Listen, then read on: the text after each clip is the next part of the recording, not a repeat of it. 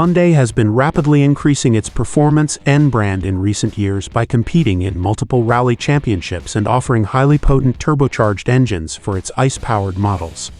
And with the electric Ioniq lineup doing so well in the market, it was only a matter of time before the Koreans release a high-performance EV. Hyundai Ioniq 5N came on the back of a lengthy teaser campaign, and it was one of the most anticipated launches in the industry lately. We finally got our hands on a production model, so we could check if it was worth the hype.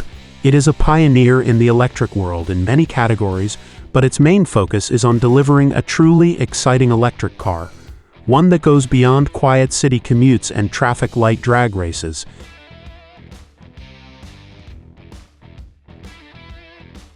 Exterior. The core design of the Ioniq 5N is identical to the regular model, but we have a bunch of aggressive elements sprinkled on top.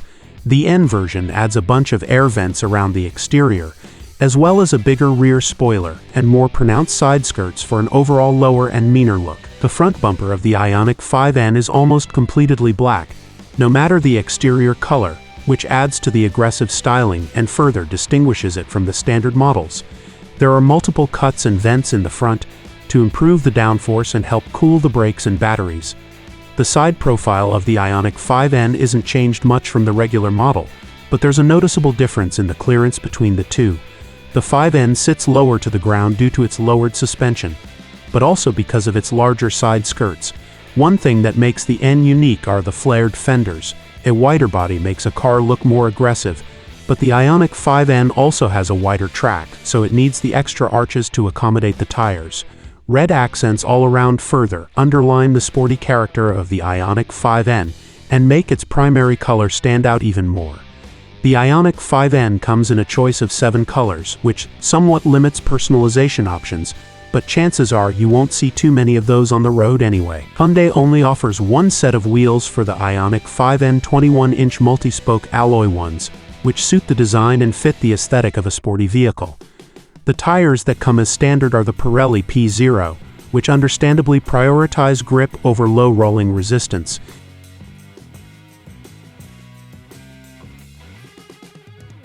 Interior.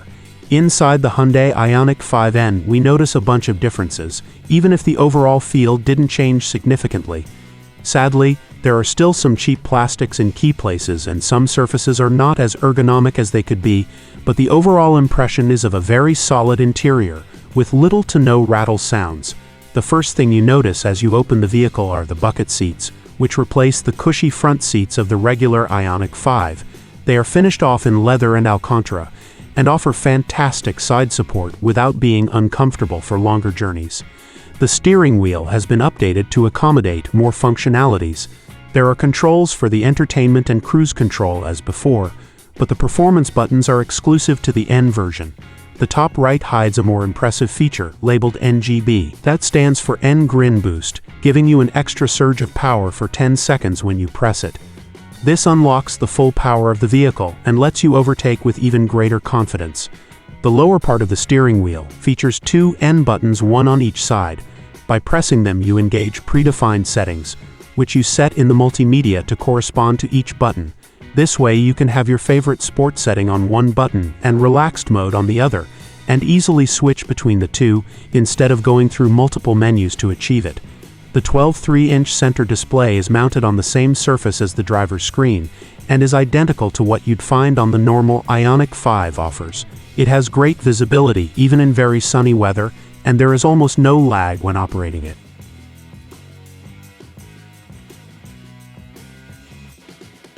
Interior tech. The control panel for the climate controls remains unchanged as well, which is a good thing as it works perfectly well.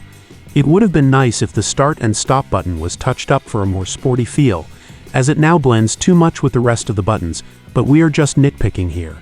The console between the front seats used to be a movable unit that could provide more space up front or in the back of the Ioniq 5. In contrast, the N has a stationary island that provides 3 USB-C charge ports, 1 cigarette lighter, and a wireless charging pad. All of that is accompanied by big pockets where you can store a lot of small, frequently used items. There is also a spot for bigger items like a backpack or groceries right between the seats, as well as some small storage in the armrest. Instead of a regular rear-view mirror, the Ioniq 5N comes with a camera mirror. It is arguably a good decision as the C-pillars are massive and limit the rear window visibility, but the camera tricks you into thinking that vehicles are much closer than they are, which may be problematic in some situations. The door panels are unchanged compared to the standard Ioniq 5, save for some added racing stripes. Sadly, the surfaces on the doors don't feel particularly nice to the touch. The materials are rough and feel cheap, which isn't exactly what you wish to find in a vehicle at that price point.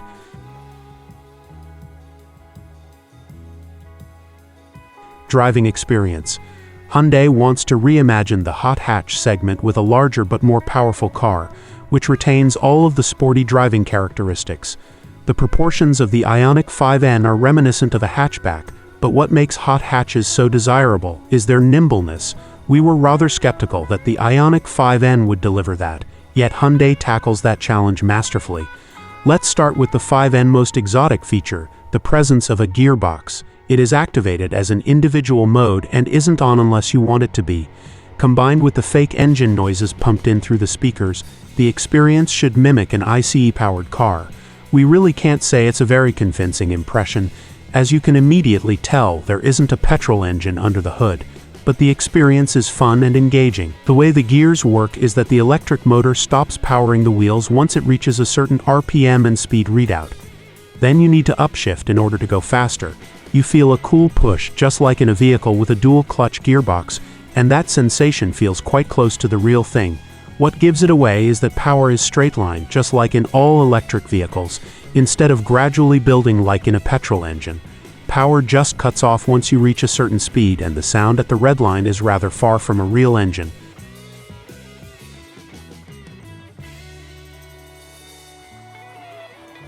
Power is never lacking, but what's arguably even more important is the excellent braking performance, which gives you the confidence to push closer to the car's limit.